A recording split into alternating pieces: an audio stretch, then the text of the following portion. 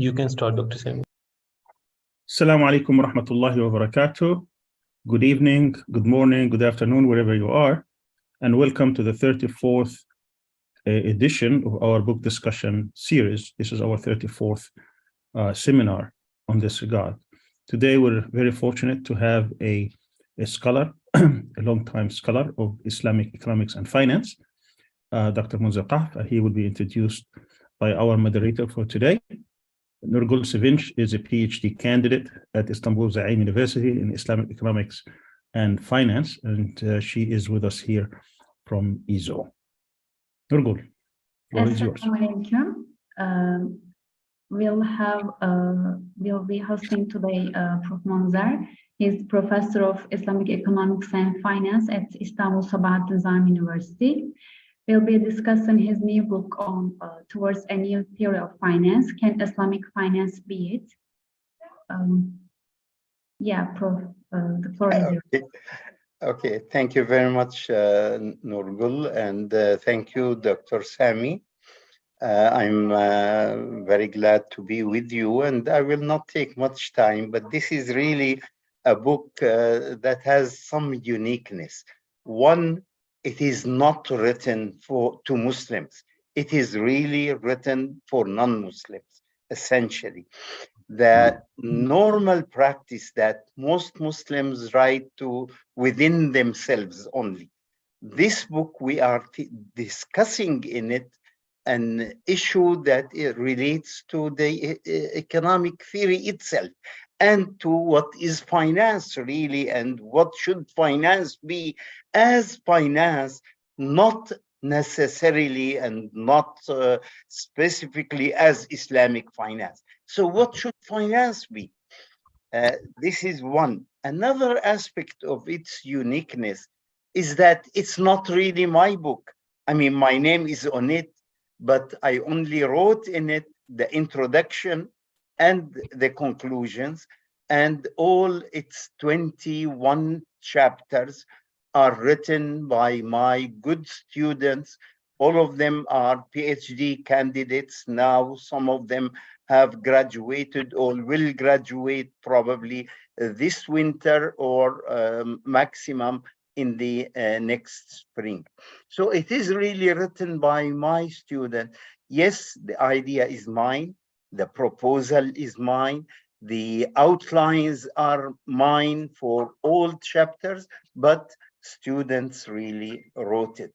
So the idea of the book is the finance sector as it is driven into what is called financialization has really drifted away from its appropriate function, and it has become a burden and a cause of series of crises, financial, and then transferred to be economic also crisis all over the world. And this is what is wrong with it, this concept of turning finance into something beyond its essential function as it should be, as it was in the past, as it can be even in the future, without being hurting and damaging the economy itself. That's the whole idea of the book. And the book has 21 chapters. The first 8 chapters are devoted to discussing or criticizing, if you may like to call it, criticizing the existing finance sector, including banking and other financial institutions, not excluding definitely insurance companies, discussing the existing finance sector and discussing essentially how it drifted from the main function of finance as taught in textbooks, in all university textbooks, at all levels, as a matter of fact also.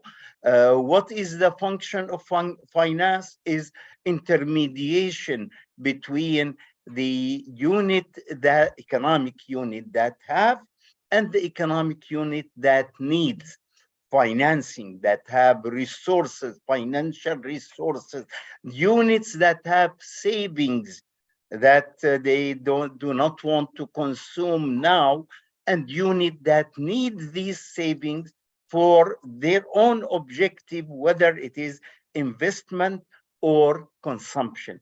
So the idea here then, if we look at the structure today of any international bank, of any big bank, even small banks probably most likely will be the same, but of any big bank, we will notice that what is called trading book is a lot more sizable than what is called in the bank as banking book.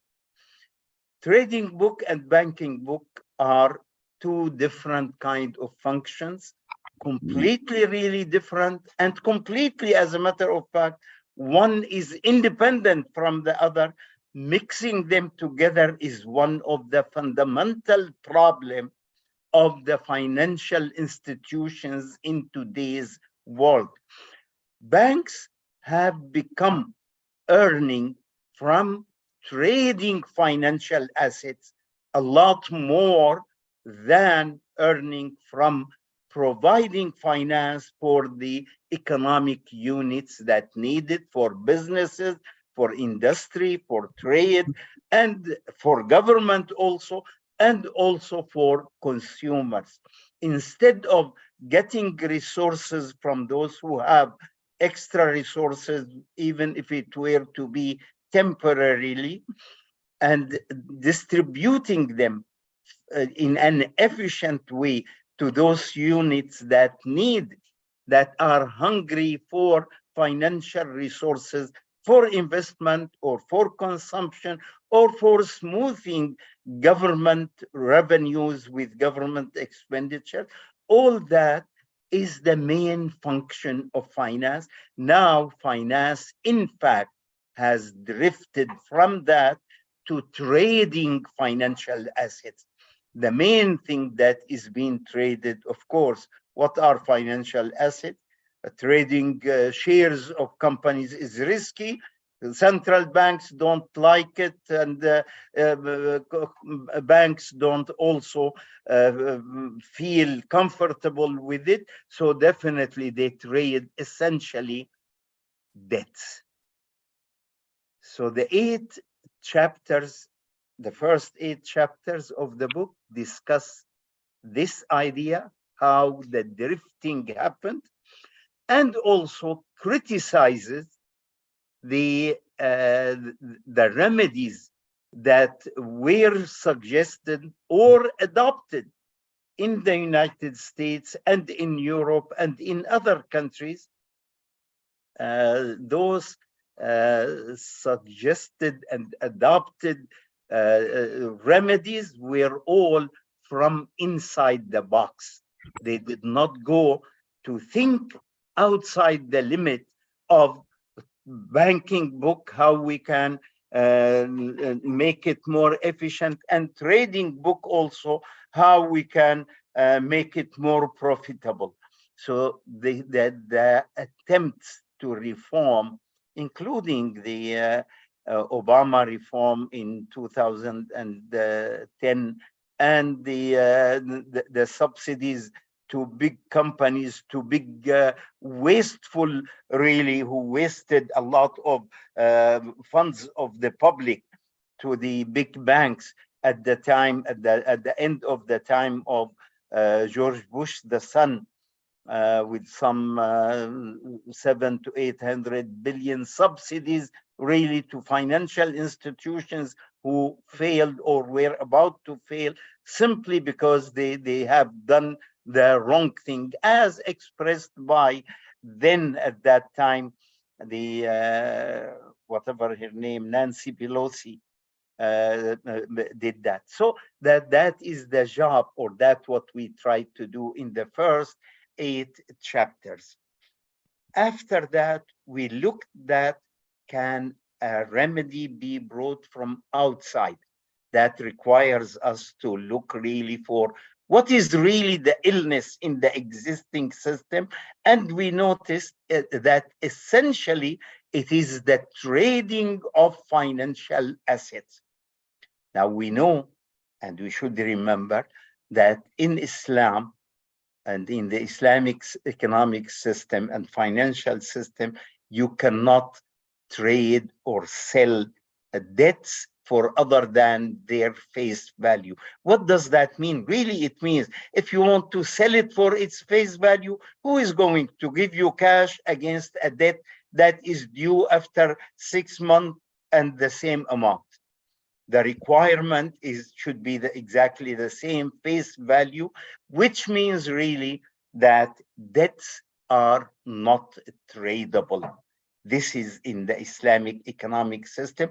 You cannot really trade debt. And at the same time, you deal with money in a different way, which is a bit more restrictive, I should say. And I would look at it, this restriction on money, like one of the inventions of the Prophet Muhammad sallallahu alaihi wasallam. It didn't come in the Quran. The Quran discusses interest as we know it now under the name of riba. And Allah subhanahu wa ta'ala in the Quran, in the verse 279 of Surah number 2, he himself, God himself, defined what is riba. When it says that when you deal with riba, if you want to repent, you got your principal only, meaning that any extra above your principal, whether small or big, whether proportional to the capital or non-proportional to the capital, any extra, as long as it is part of the contractual relationship, then this is what is riba. And that definition applies letter to letter to what we know today in our life, in our economies, as interest as practiced in the banking system, and also very often outside the banking system. So this is exactly what is being prohibited. And the Quran tells us that you cannot then, based on that, trade debts. Because trading debts means earning interest, and that doesn't work in the Islamic system. So the remainder of the book, which is from chapter 9 until chapter 21, we are discussing the remedies that could come from outside the box, and essentially, really, it could come from the Islamic financial system. Let's see there now, what is the main feature? I'm not going to take much of time now, and only a few minutes more, I will look into what is the main feature of the Islamic economic system. I should put it, if I want to put it in one phrase, it makes finance part of the process of real market transaction. That is, there will be no finance at all except for real market transactions. That is, there is finance for consumption, consumers who want to buy goods, who want to lease goods, or who want to get goods and they don't have resources for them. Then Islamic finance can be a tool for offering finances for consumers. It's the same way also for businesses that needs new machinery for expansion, that needs venture capital, again, for expansion.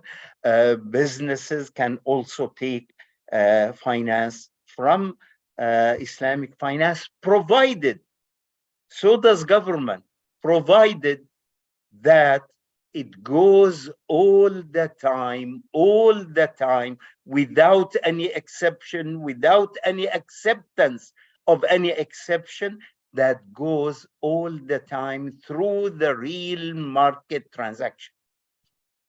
The implications, in fact, of this are extremely important.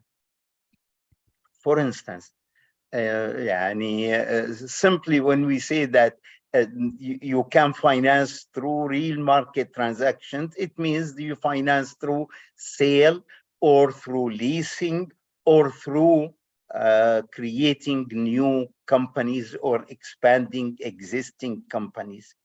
There's no way you can finance outside these, meaning that for each finance transaction, according to the Islamic system, there is always accompanied real market transaction in which goods are going from one hand to another hand, or we are creating new capacity for production and exchange.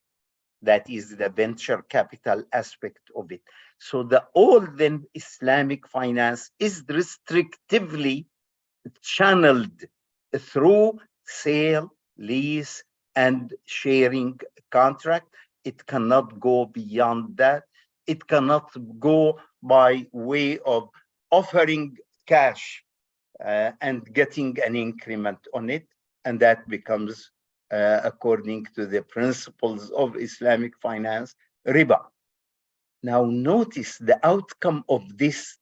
Some of them are very huge. That is essentially, I'm going to mention just one or two of these. Okay, there will be no accumulation of finance beyond the real market transactions. One of the theories that are known in the financial sector and in the academics also is the theory of Maurice Allais, for which, in fact, he got Nobel Prize, and he's the only French economist who gained Nobel Prize in the late 80s of the past century. This theory became so much repeated and narrated by everybody after the crisis of 2008. The theory of what is called the upside down pyramid. That is the pyramid in which the narrow top is the base and the wide bases is the top. That's what makes it upside down. So the theory says that because there are many layers above the real market transactions, and these layers are exchanges of financial assets, because of that, the system is very unstable and unsustainable. Any blow on either side will make the system, the financial system, oscillate. That means fall in crisis. Oscillation means areas of depression and areas of boom. And both of them, these oscillations hurt the economy. And the result of it is that we have a bad financial system that hurts the economy. For Maurice Allais, a major reason is that we have accumulated, and we always accumulate several layers, each one above the one before it and larger than it. That makes it an upside down pyramid. All these layers are pure financial transactions, financial trading of financial assets, and they stand all on a narrow base of real market transaction. So the Islamic system doesn't have that, does not create layers above the real market. In fact, I can say it clearly, that the first layer that comes in Islamic finance above the real market is usually and normally smaller than the real market transactions, simply because usually financiers don't like to finance 100% of their customers, that is, of their customers' requests. They finance 80%, 90%. Usually they don't finance 100%. So they always keep a margin, meaning that the first layer will be definitely smaller than the real market transactions. But are there any second and third and fourth and 10th layers in Islamic finance? No, because these financial assets that are created cannot be traded. And the moment you do that, then you are in trouble, because you are in violation of the principles of Islamic finance. You cannot trade debts that are created through the financing. And of course, that has another advantage also, which we need to look at it. That's another also implication of adopting the Islamic finance system. And this is why we claim at the end of the book that really Islamic finance can be the alternative theory that salvage the financial sector as it is. This other point is also equally important, probably. It means that an institution that gives finance, that financing, that debt, that credit will remain with it. It cannot throw the buck on somebody else, like what conventional banks threw the buck on the Lehman Brothers Bank, that was the first the first big bank that declared bankruptcy, because the Lehman Brothers never dealt with direct financing of companies and the consumers. Rather, it only buys debts from other banks, and it went bankrupt. That won't happen in the Islamic system. When you create a debt through Islamic finance, the debt will stick with you until it is being completely collected. And that means if you were not strict enough, if you did not fulfill all the prudence rules in offering the credit, you are going to face the music, nobody else. You cannot throw it on somebody else like they threw it on Lehman Brothers. You cannot do that in the Islamic finance. You are going to face the failure of the credit that you created, and you will be the loser. So from the beginning, you are warned that here is a credit that you create and it will remain with you, and you are the only one who will be losing or gaining, or at least recovering your capital if you collect it, if you succeed in collecting it, and you cannot throw it on anybody else. You cannot sell it in the market. Okay, I mean, I will conclude at this point and leave it for my colleagues, my friends, and probably some of them, maybe my students also, to ask their questions or make their comment.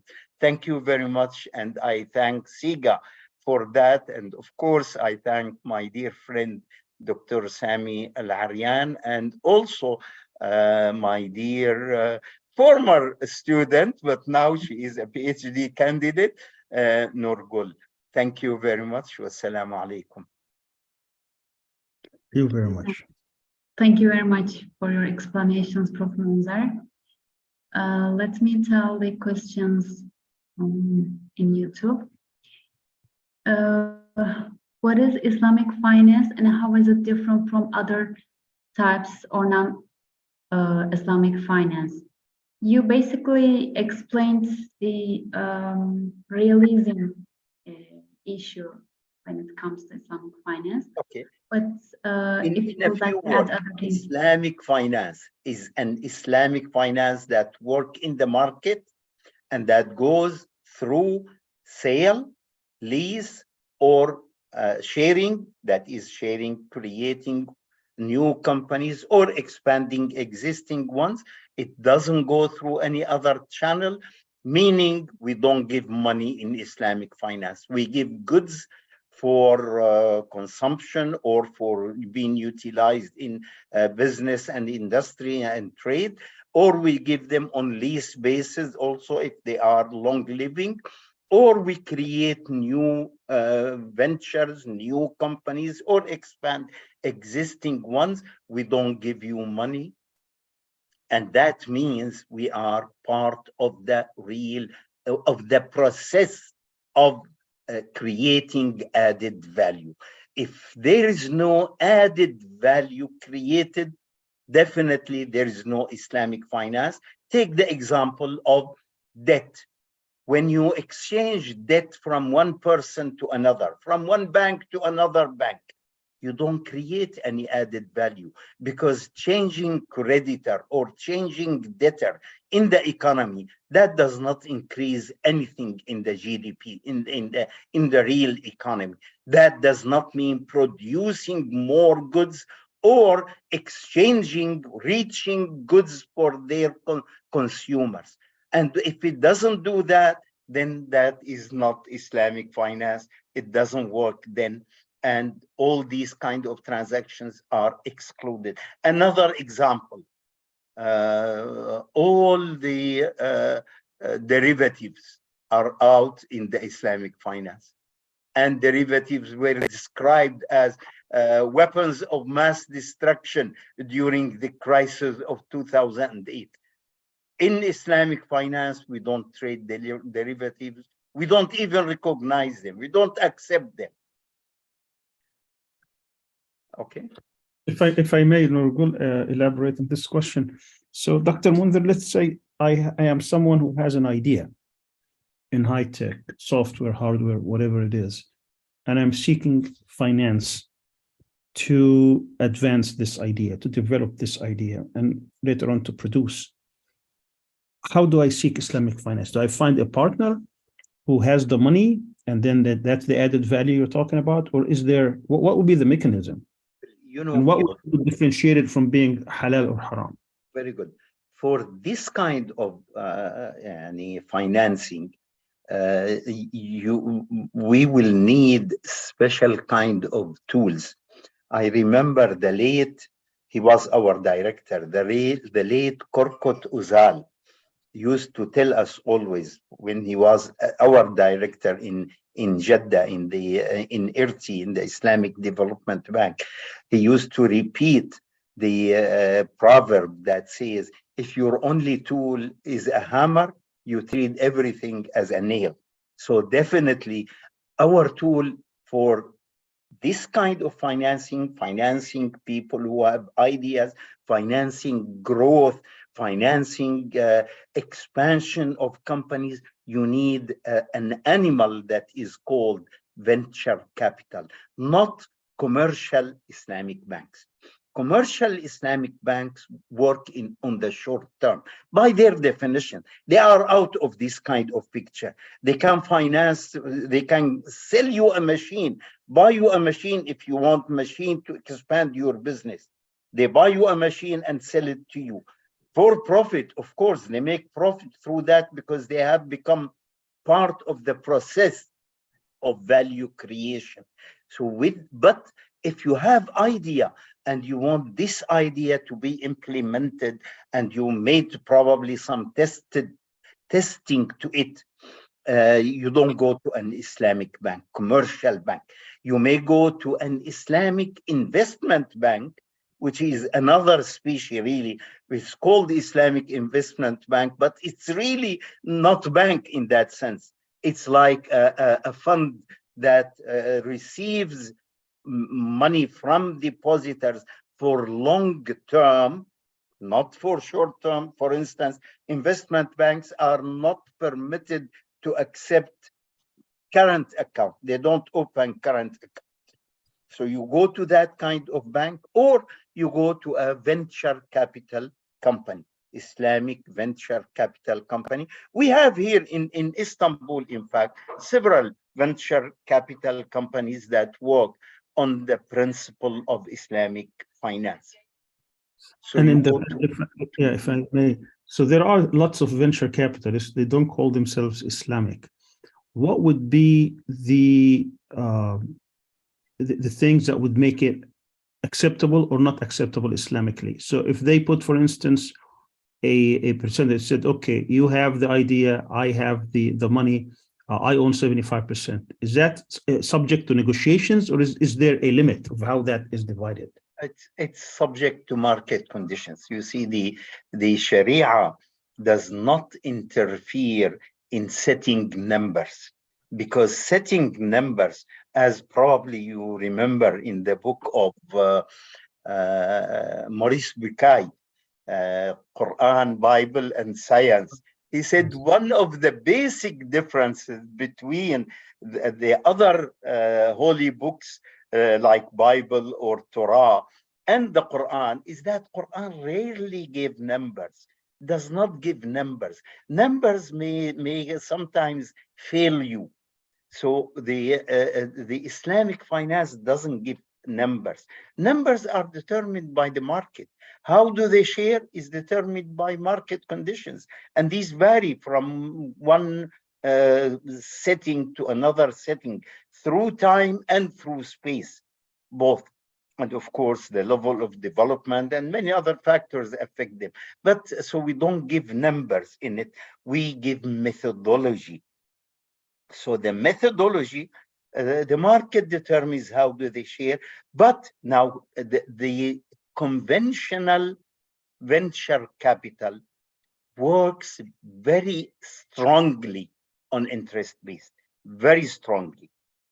It gives also without interest financing. It doesn't, we don't say that they don't give financing without interest. They do, but usually the mixture is of both interest-based because of the guarantee in it, and the venture-based together.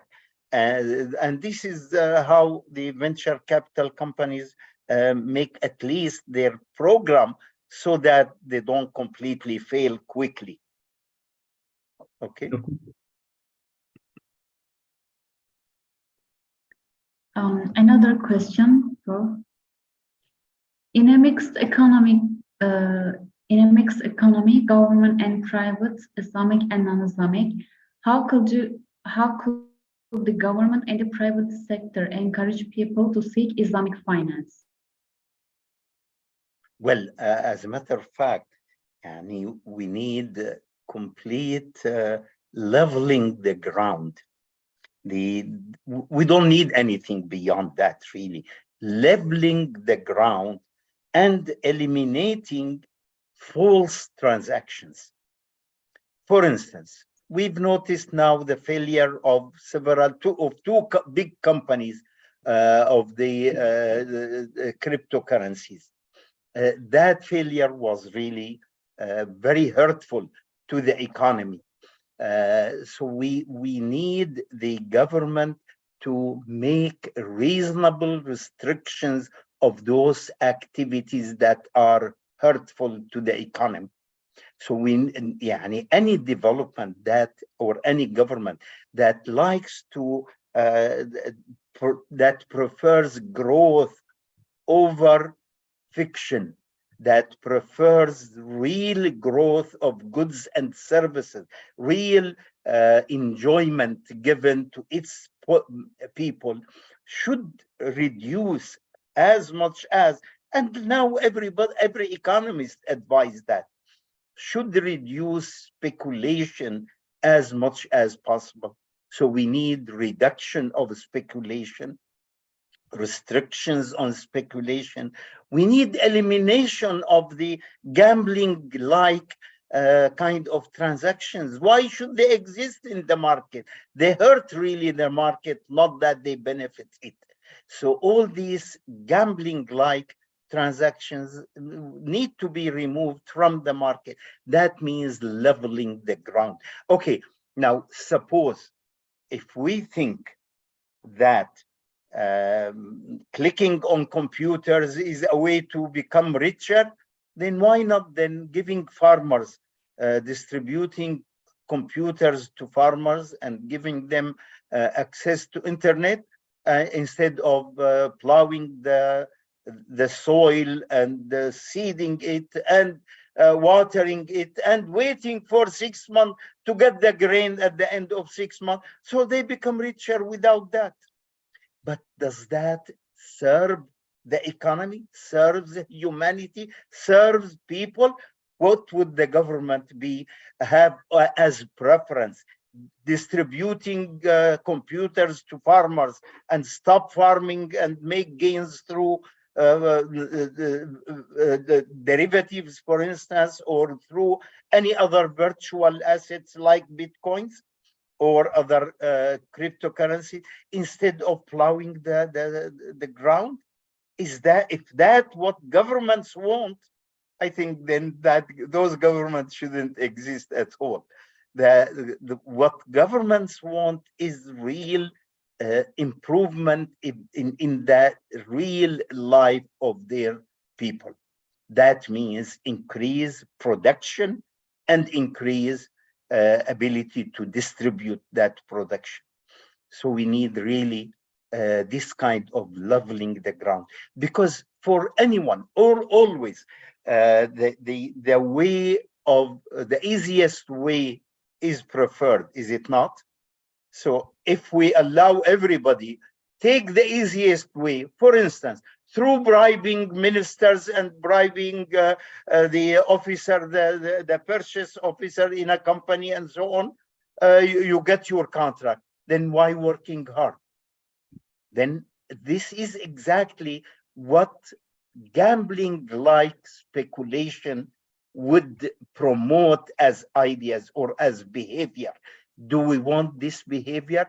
Do we want to promote this kind of behavior? So we definitely want government to level the ground by making earning without working is not acceptable. So if people want to earn, they need to produce, they need to generate added value, and then they can take part of that added value. Without generating added value, there must be no ability to earn. So this is what we need the government to do. And we have a set, in fact, in the book, we mentioned a set of reforms in a gradual way that need to be adopted by any government. Doesn't have to be Islamic government or whatever. As a matter of fact, any government can do it. We call on the United States government to do that. So it's not, in the book, we did not require that, oh, you have to say, Ashhadu an la ilaha illallah wa anna Muhammadan Rasulullah as a precondition. No, you don't have to. Whoever is this, but this is better for the economy. Okay. Yeah, thank you, Prof. Another question. In a country where there is high inflation rates, how can individuals and institutions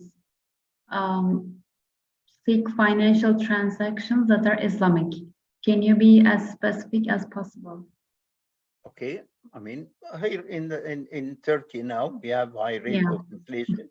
Over the last couple of months, maybe it is kind of almost stable, but definitely we passed few months that were really harsh in the level of inflation. But okay, now for this country, what I suggest definitely that we need to close the loopholes of speculation. We need more taxes on people, the speculation. We need really to eliminate the contracts for difference. Still, in here in Istanbul, contracts for the difference are being still traded, and these are pure gambling. So they should be delegalized. We need to stop all the platforms that trade at the international level that only trade currencies. By click on your computer, you become richer or poorer. Okay, why? Why should it be that way? So we need to really eliminate all these platforms of currency trading.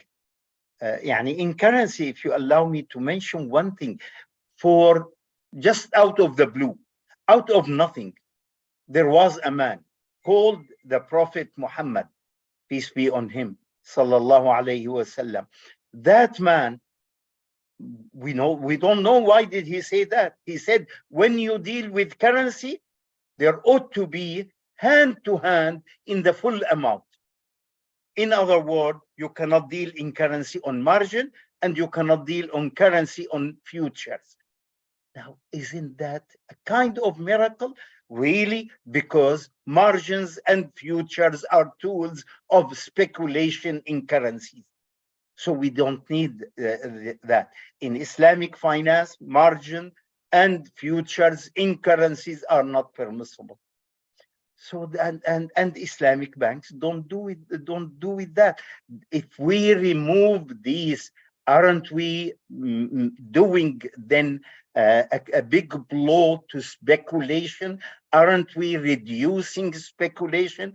And then all these resources that are used now in derivatives here in Turkey, in derivatives and in speculative transactions on currencies and on gold, and also on fake contract, like contract for the difference.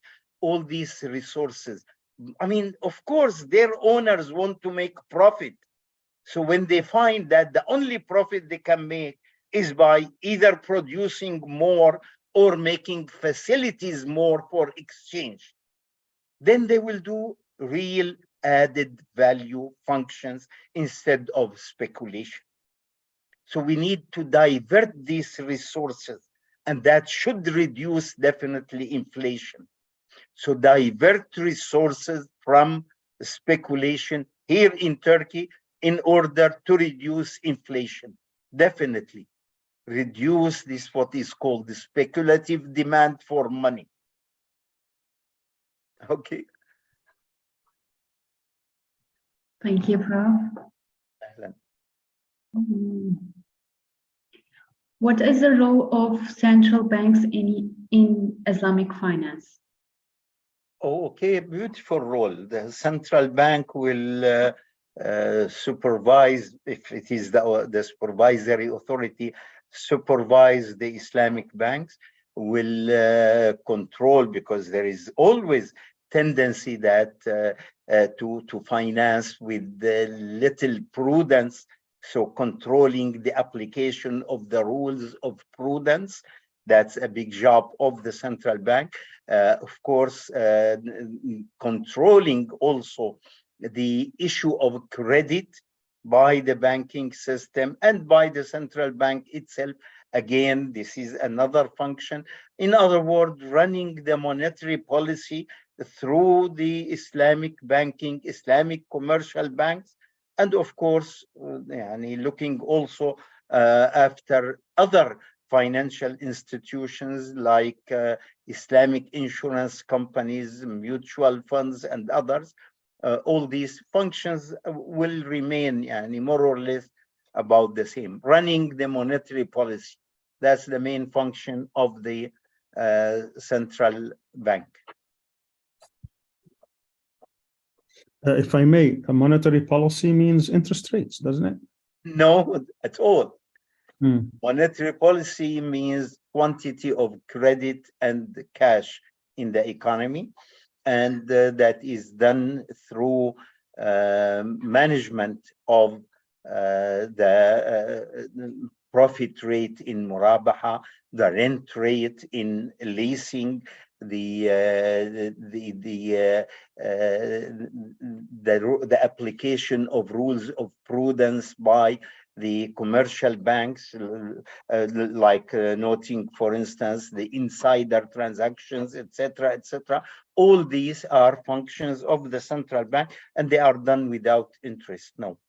Because So you see, one interesting thing and important thing, that our Sharia, that the Islamic economic system does not prohibit financing for return, financing for profit, financing for income. What is prohibited is debt for income. Debt for income. We do not increase the debt. So the riba is an increment in a debt, and it is wrong to think of it as price of money. Price of money is not riba, definitely. It's a price of debt. This is a myth. Many economists, unfortunately, buy it because they don't think of it. It's not. Interest is not the price of money. There's no price of money, really. The price of money is the reverse of the rate of inflation.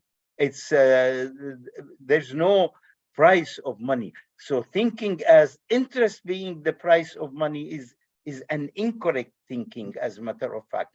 So because we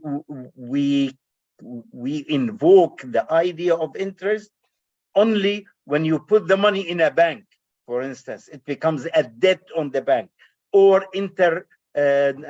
personal debts between persons, you claim interest. But if the money is in your pocket or in your vault, is there a price of it? Do you earn any interest? Or definitely not. So it's not really price of money, it's a price of debt. Only when we use money as debt, then it becomes interest issue, or interest becomes an issue in it. So running the monetary policy without interest is not at all difficult. We've done that, and in the book we mentioned that also in a clear way. There is one chapter that is devoted for that in the book. So what about issuing money? I mean, the central banks, they are the ones right now who issue and print money based on certain things. What are the things which are permitted for them to increase the money supply? Does that mean that they have to measure the output, the production? How does it? I'm talking about Islamically. I know how it's done non-Islamically, but so Congress goes there and asks the Federal Reserve, my budget is 1.7 trillion. Or whatever, and then I'm getting 1.3. I want to borrow 400, so they issue 400 billion. How is it done Islamically? Okay, the Islamic Central Bank will manage and the quantity of money, and the quantity of money is essentially determined by two factors, as it is in the conventional bank, by the demand deposits in the commercial banking system, that is the current accounts in the commercial banks, all of them, and plus the amount of paper money and coin money that are in the hands of people. What are the criteria central banks use if they want to add money or withdraw money? There are several tools to do that, but the criteria are the more important. The criteria is their study of the economy. The study of the economy, if they notice that there is more demand for money and the people need more money for their transactions, if we close the loopholes of speculation, then the money will be demanded for real transactions, essentially. Yes, of course, there will be all the time hoarding of some cash. Some people will hide the cash, will hold the cash under their mattress or in their pocket. That will exist in all economies, everywhere in the world. And it definitely existed also at the time of the Prophet Muhammad sallallahu alaihi wasallam. So the idea here, that the most important criteria is to watch the market. If they feel that in the market money became kind of short and they need really more money to facilitate transactions, transactions prices may go up a little or go down a little, that means that is a good signal to issue more money or withdraw money from the market. The essential tool to issue more money and withdraw money from the market is this idea of sukuk. Sukuk are kind of instruments, financial instruments that may exist in the Islamic market and that represent real assets that is essentially mostly are rented and generate income. So people who have extra cash may use them as a source of income, and also the central bank and commercial banks both may use them for putting more cash in the market or withdrawing cash from the market. So if the central bank find that it is useful at that moment to throw more cash in the market, they would buy sukuk from the market, from the open market. They buy sukuk, and by buying sukuk, they are giving money. This money is given either in the form of credit in the current accounts or as cash directly that is put in the market.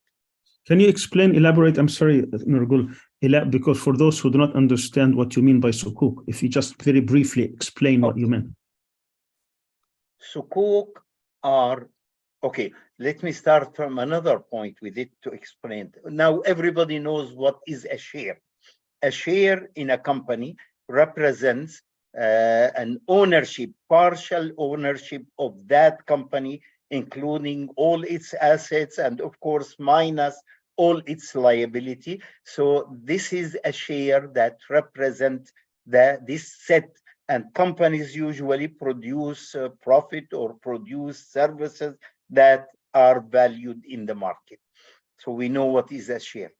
The share value may go up or down depending on the activities of the company and how the market looks at that company also. Some companies may be looked at as having good futures, so their share prices will go up, and vice versa. Now, sukuk are different kind of species. They are financial instruments. But let's take an example. Let's say a building is $100 million, that high-rise building, $100 million. And that building is rented, for simplicity, say to the government or to a big company, big oil company, or a big manufacturing company, etc. So that building gives the return. And usually there is a title of that building. This title, everybody knows the title of the owner that represents the ownership of the building, and whoever holds that title earns the rent of that building. Now, instead of having one title, let's say we divide this into 1 million titles, and each million, each one of them represents 1 over 100. 1 over million of 100. That building. The building is valued at 100 million. You pay $100 for it, or 100 lira for it, for instance, and then you own 1 over 1 million of that building. Not that you own 100 lira or $100. You own 1 over 100 over 1 million of that building, and that building gives you a return. For simplicity, say it is 7%. So you earn every year 70 lira or $70 if you own one of these titles. This title is called sukuk. So the sukuk are titles of real assets that generate return. And in this simple form, the return is rent, and rent is okay, is beautiful. Good. Okay. Could you compare the global capitalistic economic system in relation to a model in Islamic economic system? Well, I mean, let us make this comparison through what do we want. If the American government asked me tomorrow morning, what do you want us to do to make our economy or our financial system Islamic? I will tell them, okay, number one, eliminate. Let's take it in a brief way and a quick way. And we will reach quickly the last step. Okay, eliminate all the future markets, eliminate the options, eliminate the all cryptocurrencies that exist now in our days. Doesn't mean cryptocurrencies are themselves bad. No, they may become good tool, but with certain conditions. But for now, eliminate them. Eliminate all gambling-like activities, and practically make banks as they were 150 years ago, collecting extra saving from the units that have saving and giving them to the units that need to make production or business or consumption. In other words, probably in one word, eliminate the trading book in the banking system and use only the banking book. Eliminate the trading book and use the banking book. With that, we will also ask them to eliminate speculation on currencies by disallowing all internet platform for currency trading. Currency trading should be done through banks, through money exchangers, sarrafin, through reality, with the concept of hand-to-hand transaction. And also, of course, when we eliminate futures, we eliminate with it the margins. That doesn't mean we are eliminating financing companies and financing consumers. No, we still finance companies and consumers, but this finance will be done through either sale. We can sell companies machines, and the due payment will be after over 6 years or 5 years or whatever. We can finance consumers also. Again, the payment will be over an extended period of time. Same thing, we can use leasing for financing. So we tell them the last step, really eliminate interest and make financing through sale, leasing, and creating new or companies or expanding existing one. Call it in one word, sale, lease, or sharing. So with this kind of comparison, that is really the difference. I'm sure the listener with us must have noticed the difference clearly. Yeah, thank you. Another question, Prof. What do you think of digital money, where millions of people define its value and ownership as supposed to numbers in banks that are controlled by governments and that are often corrupt or tyrannical?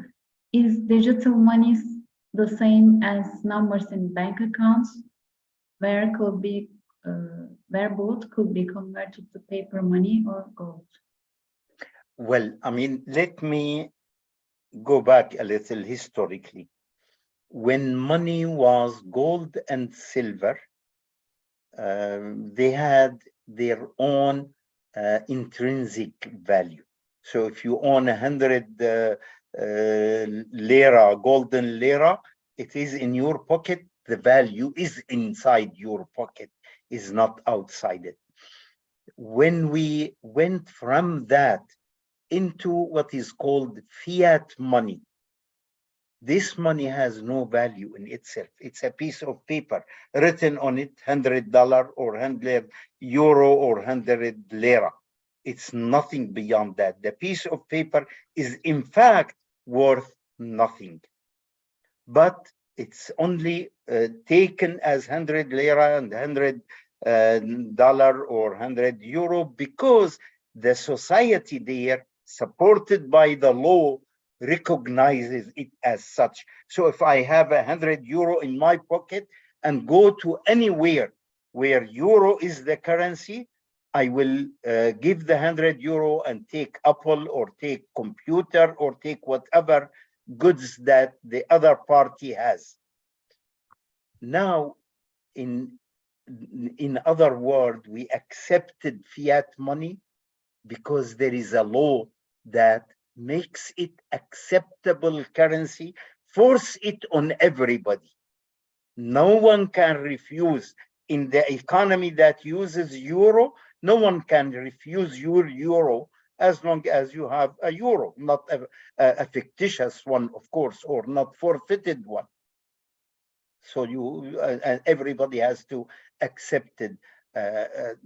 Now, that is not the case with cryptocurrency. Cryptocurrency is accepted within certain communities, those who deal with it, but not accepted anyway. Now, I drove in New Jersey. I lived in New Jersey in America for 6 years. And I used to keep in my car some token because the two main highways in New Jersey are toll highways. Now, these tokens, if I go to any shop and give them these tokens that are the highway token, nobody will accept them from me because they accept dollars and give me goods against the dollars. If I give them token, they won't accept them. But yet I buy this token with money, with dollar, and I use the token instead of dollar. When I go to the booth on the highway, I have the choice either to go to the booth where I pay dollar or go to the booth where I throw the token in that basket. Okay, so these tokens there were kind of money, but these are limited kind of money, not recognized by the law. The law does not enforce them in the economy. This is now the problem of digital currencies. If the law enforces them, okay, tell you my prediction. I predict that digital money is going to be our money of the future, maybe 5 years from now, maybe 10 years from now.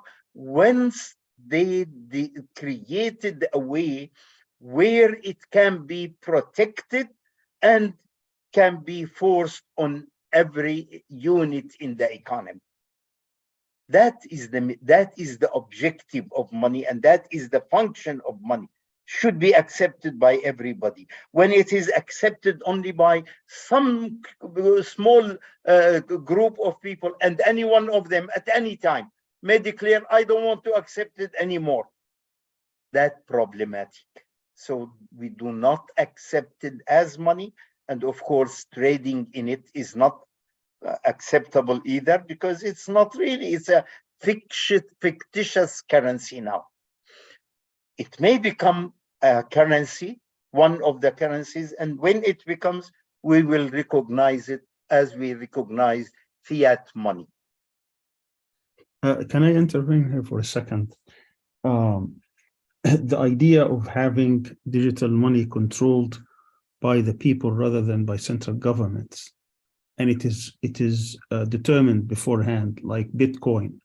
They have 200 plus something million, and that's it. Each has its own number, its own mark. It cannot be changed, and it is being overseen not by 12 central bankers and their bureaucracy, but by millions of people, and they make sure that they know exactly which one goes where.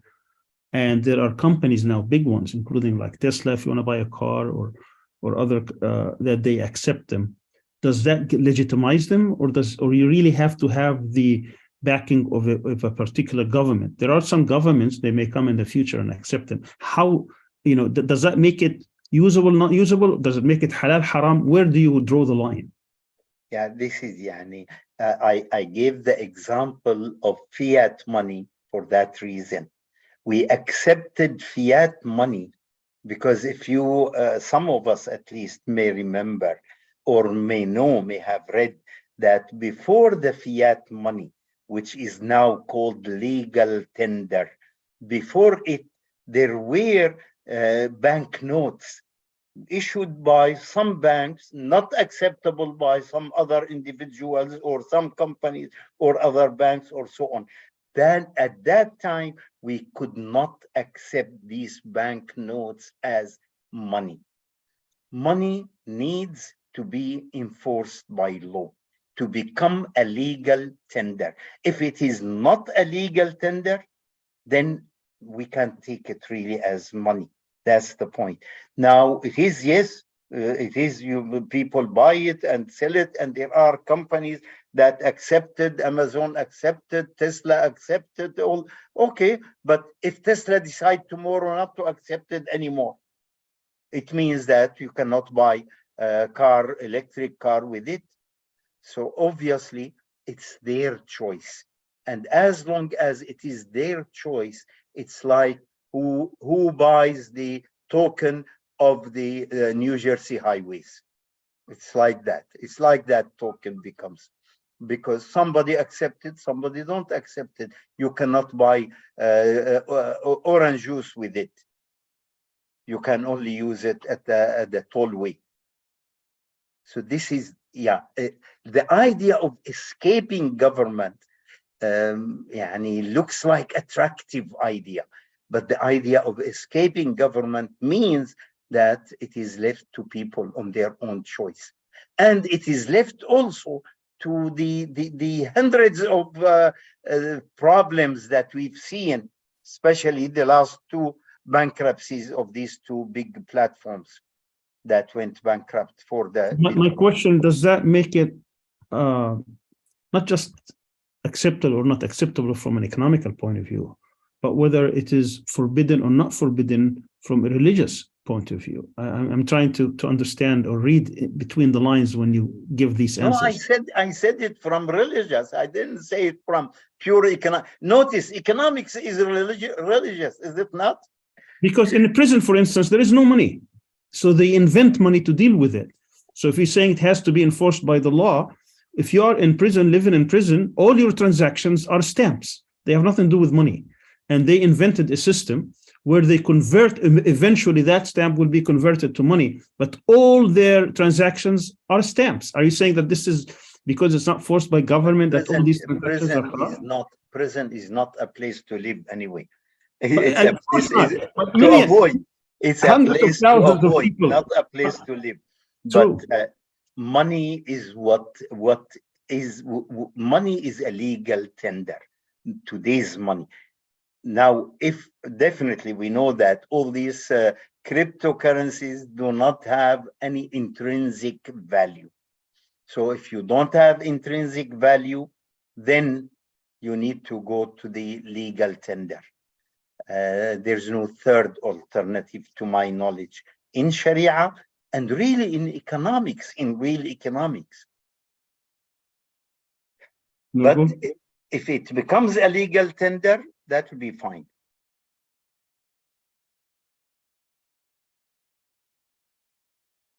So what is in prisons is not legal tender. Go ahead, Nurgo. Another question. Do the IMF and the World Bank play a positive or negative roles in the economy of the global south, and how? Or we may add East, I guess. Well, it depends really. It depends on the situation of a country. For some countries, they played negative role because the mentality of both the World Bank and the IMF. The mentality, the prevailing mentality is capitalist. But for instance, there was a researcher in the IMF who really helped the government of Sudan issue the sukuk that were really one of the most beautiful sukuk, and they succeeded so much that they become really overwhelming in the market. But then the government wanted to gain the profit instead of giving part of this profit to the public. So they liquidated them. These sukuk were called shahama. Shahama is an abbreviation of Certificate of Government Partnership, Arabic abbreviation of the words that mean certificate of partnership with the government. I contributed to part of that, but it was supervised by the IMF, in fact, and an IMF researcher who contributed to that. So I wouldn't say that all the way IMF is bad. There are good things that come from IMF, but in most of their advices for the economies is based on the interest-based mentality. And we need to really come out of the box, think outside the box. Yeah. Another question, how can Islamic finance find more practice and acceptance all around the world in a way that it overwhelms conventional finance? Well, I mean, this is in the hand of God, but our job is to explain it, tell it to people, and I really believe that we haven't done our job rightly. And there are few voices in the West, probably you or everybody remembers that at the time of the crisis, where we've heard a few voices in the West calling for, well, looking at the alternative, which is Islamic finance. And we don't want to repeat that, but these few voices, we want them to become majority voices. And it is our own ability to say it more loudly and to talk to them. Most of our writings is we make it within ourselves, within our, as if we blow in a jar. So we are only blowing in the jars. We are not blowing outside. We need to blow outside, really, and we need to tell other people what is Islamic finance without adding these limitations that, oh, we need a Sharia board and we need a sheikh with a big turban. The bigger the turban, the better. We need it. We need to tell people what is really Islamic finance and Islamic economics. Yeah. I mean, take an example. Now, Dr. Sami, for instance, he told me that I want Sharia, give me what is your Sharia opinion, the Islamic opinion, not economics. Well, I said it, and economics is the same as Islamic. So it is not different, really. It's the same. So we need to explain economics to people in a way that realize it, that this is what is better for them. Looking at how the Americans and Europeans on one hand and how the Chinese run their economy, what's your assessment on both systems, Chinese and the West? Well, I mean, the Chinese, there are many things, although they have gave some degree of freedom, but there is a lot of forceful work also there. There is a lot of exploitation of individuals, and communism is bad. We shouldn't really think of it as an alternative.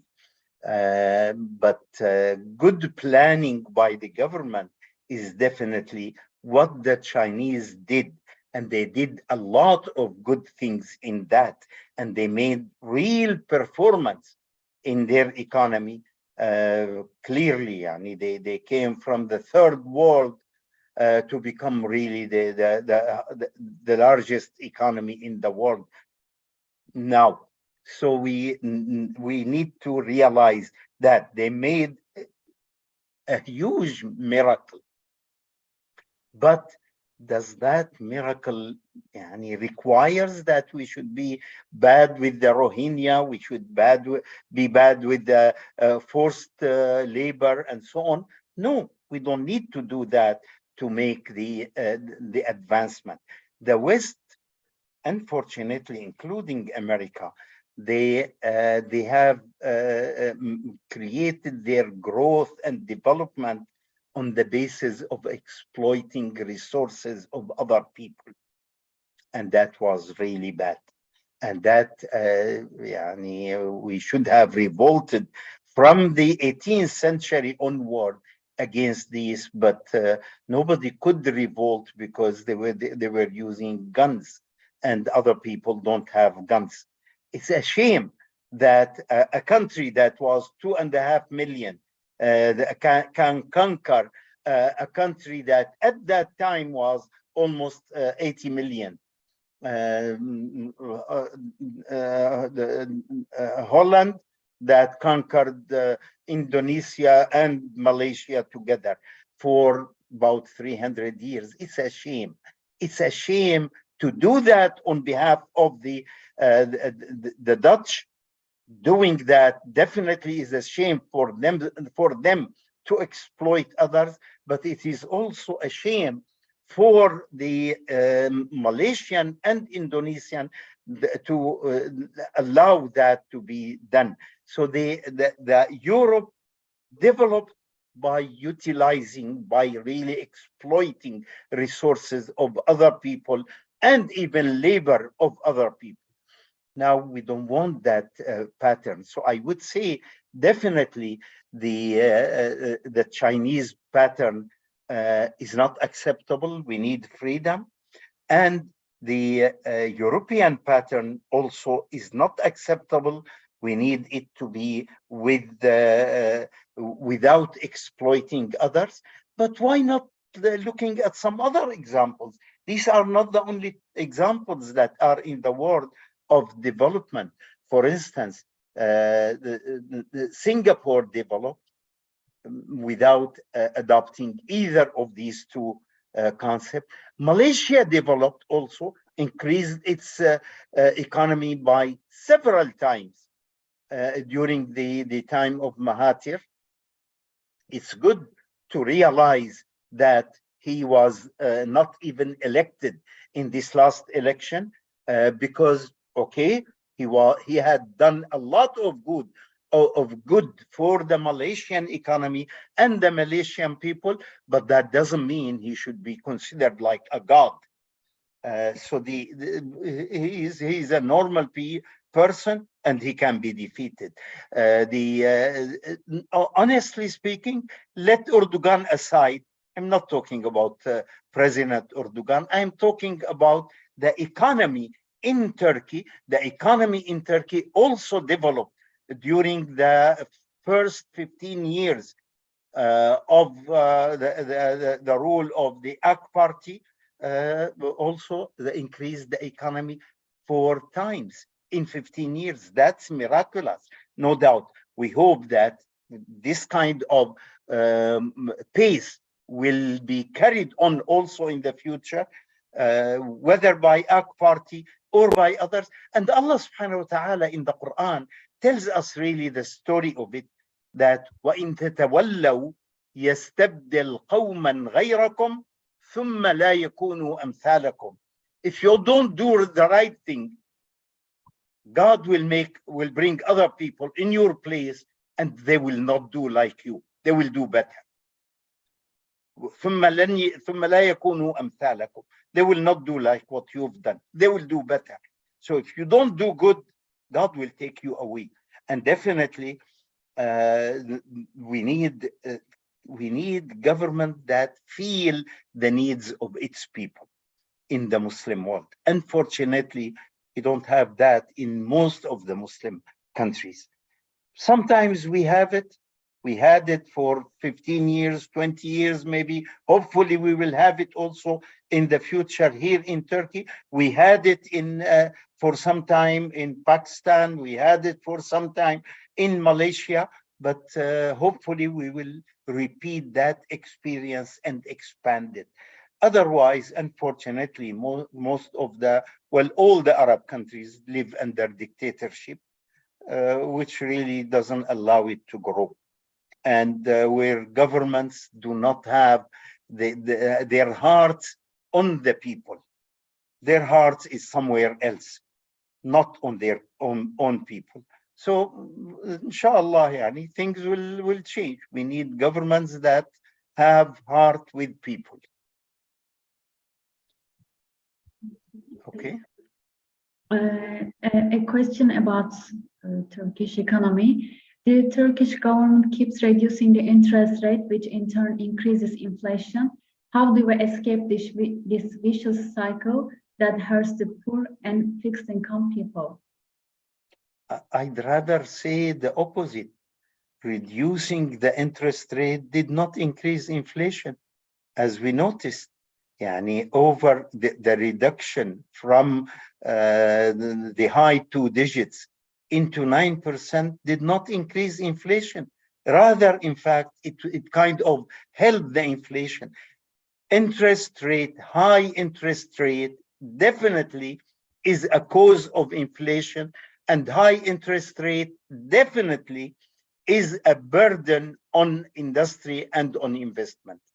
So we need really to divert resources, financial resources and cash resources. We need to divert them from speculation into real production, into creating companies and farms and real business, real addition to the economy, real added value. And that reducing the interest rate brings it in that direction. Are you saying, Dr. Monzer, that every time the central bank here reduced the interest rate and we got higher inflation, that inflation had nothing to do with the reduction? I am saying that in most of the times, yes, it was not the reduction of, rather the increase of the interest rate was also here in Turkey increasing inflation. When they increased interest rate, how do you suggest the Federal Reserve in the US, every time they have inflation, they increase the interest rate so that there will be less money supply, because people will have less demand on money, which means that there will less money for consumption and for purchase, which reduces inflation. So that theory is not correct? No, it is correct when you have high speculative demand for money in the economy. And this is the situation of the American economy. So in the American economy, yes, with high speculative demand on money, the increase of interest rate will put a tap on this, will put pressure on this speculative demand. But when you have shortage for investment, then raising interest rate will kill investment. We need rather to reduce interest rate, and this is the situation of the Turkish economy. In the Turkish economy, what is needed most is to increase our production, especially in the area of replacing import. There is a high percentage of foreign ingredients in the domestic production, including agriculture. This needs to be reduced by promoting domestic industry of these ingredients. With that promotion, you need definitely lower interest rate. At the same time, we need to avoid that lower interest rate may increase speculative demand for money. We need to put more restrictions on the speculative demand for money. That is more restrictions on exchanging your money for your lira for dollar, and exchanging your lira for, they put some restrictions, but that's not enough. They need more restrictions on speculative contracts, more restrictions on the future transactions that are done in the stock market. Stock market is very much related also to that. So that's where speculative demand for money focuses. So we need to put more reductions on these, and to my knowledge, or to my understanding, the government of Turkey and the central bank did not make adequate restrictions yet on the speculative demand for money. Yeah, an interesting question. Is it possible to invest in human development and get a percentage of his income once he become an earner? And for example, someone pays for another's tuition and get 15% of his income after he graduated, for example, 20 years later. And part of the success could be also that he may marry a more beautiful wife. Potentially, he was not married, suppose, and he marries more beautiful wife, and you share with him that beautiful wife also, or what, and all these kind of things. Human nature, by its human nature, you cannot pre-value it. So you cannot really take a share of the performance of the human nature. So this is a human nature, and it has multiplicity of factors that affect the productivity of human nature. Multiplicity of factors. Okay, take an example. Okay, being comfortable at home, you will be smiling at work and you produce more efficiently.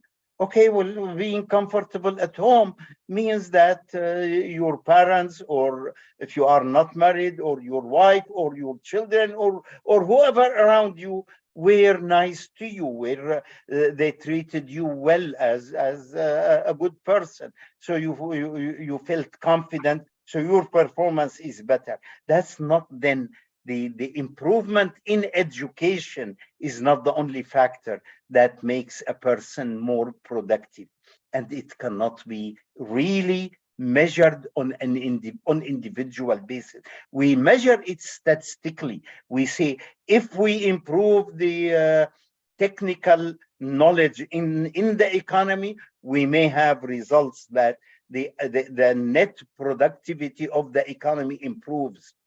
But to make it for this individual or that, how much I invested in this individual compared with the other individual, that is not acceptable. And that is really something that there was an attempt like that was done in Bangladesh, but it failed, a horrible failure. It cannot, because as a principle, you cannot share that human being in it. We need to improve, yes, go further toward the knowledge economy. Yes, that definitely is important, but that you cannot make it on that sharing basis. We can finance, really, and we finance. Islamic finance, by the way, finance education, especially higher education, through concept of buying the credit units from universities and selling them to students and their guardians or parents or whatever.